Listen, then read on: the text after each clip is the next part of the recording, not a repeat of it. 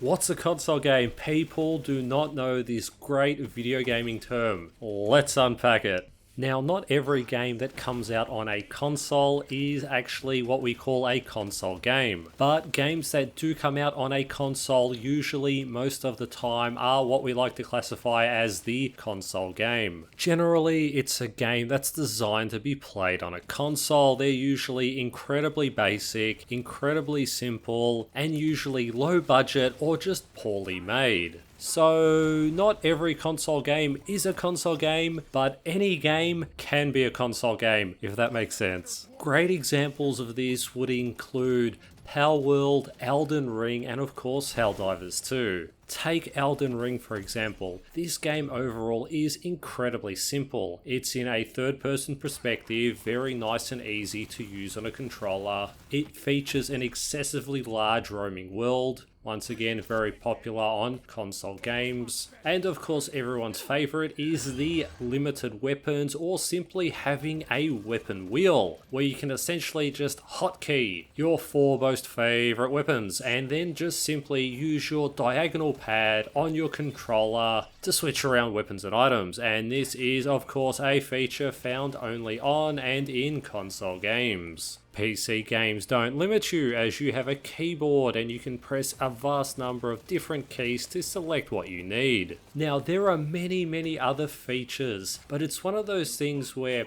once you know what it is, once you understand the formula, you just notice it right away and it just stands out. Just like how certain games are made in the Unreal Engine, they have a certain style to them. Games made in the Unity engine have a certain style to them. Armored Core 6 is another fantastic example of a console game, and that's of course made by the same people who made Elden Ring. Third person perspective, large roaming open world, weapon wheel, which makes the game extremely controller friendly, which is also another dead giveaway that it is a console game. Now, all of these games are made using an extremely basic formula. There's nothing advanced involved at all if you sit down and think about them. There's nothing complex, there's no layers. It's just very basic, get guy, go here, do this, attack, dodge, dodge. Now, once you understand what that console game is, you recognize the style, you recognize the formula, you'll see these games coming a mile off. You don't even need to play them, because it will always just be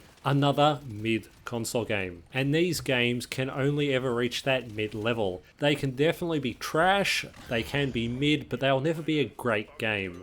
But I really like God of War. Yes, God of War is another console game. You may like the story, you may like the characters, you may even like the gameplay itself, but it is incredibly slow, incredibly boring, and incredibly simple with basically no challenge. But in Elden Ring, I got to beat Melina. And it's like, yeah, okay, so Elden Ring, console game, you stand there and you wait your turn while you're holding on a lock-on button. Yes, a lock-on button is 100% a console game mechanic. You lock on, you roll, you dodge, you wait your turn, you attack, you lock on, you dodge, you roll, you wait your turn, and you attack. And that is not challenging, that is not fun, that's just addictive gameplay. You need to understand the difference. It's basically electronic whack-a-mole. But hey, some people like it. And I would like to thank the commenters who gave me inspiration for this video by mentioning Returnal. Now, Returnal was my game of the year for last year, and that was originally released on console. Although that was released on a console, it is a tremendously well-made game, and the PC version is fantastic. Another huge problem with the stereotypical console game is that when they are released on PC, they're usually done very cheaply, very poorly, and the PC version usually has a lot of problems with performance. It runs like crap, there are so many issues. But in Returnal's case, they did a full, complete, advanced PC version. It ran great, it controlled great, and it was just an absolute pleasure to play, controller-wise, performance-wise, and the game and the story, all of that was fantastic. The way Elden Ring players feel about Elden Ring is the way Returnal makes me feel when I play it. That is my game, that is my safe space, whatever you want to call it. The game is just too real for me. It hits deep, it hits hard, and I can just relate to so many things in there, and it's just like life makes sense to me when I play that game. But hey, everybody's different. Look at Elden Ring players. Lastly, let's just talk Deep Rock Galactic Survivor.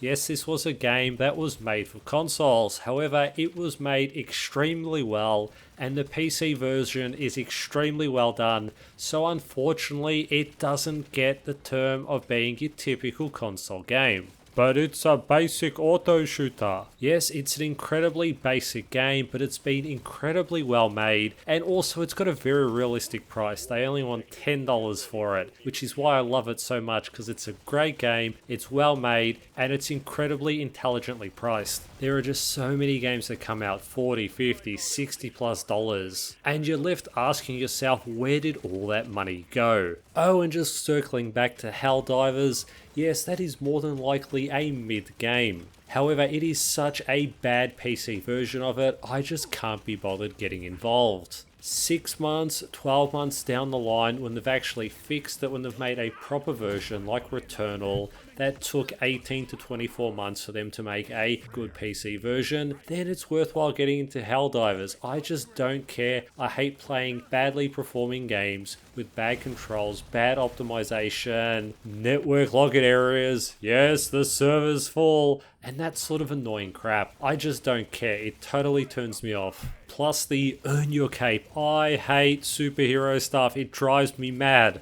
That's an entire video about how bad the superhero stuff is. It's a mid-game that just runs like crap. I just don't care. For now.